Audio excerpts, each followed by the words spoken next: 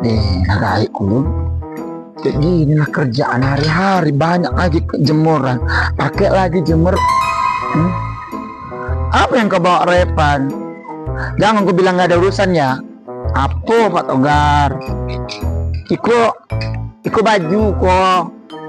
Bagus bajunya, untuk orang tua bisa nggak? Kau belum bayar utang sama aku, kau udah beli baju kau lagi ya? Lala muci owe koma. Kau cewek-cewek di keranjang kuning tua dulu koma. Piyama dari Pangeran kok. Nama tokonya Pangeran, Piyama Premium.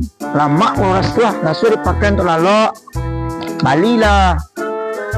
Iya kalau bagus untuk orang tua nanti ku CO juga lah. Coba lah dulu.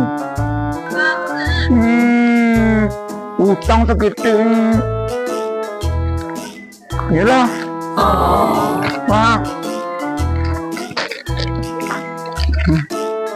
Coba ya.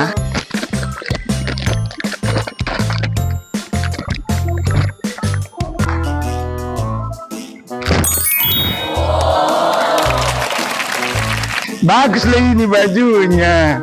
Betul-betul enak lo dipakai, ringan, dingin pula.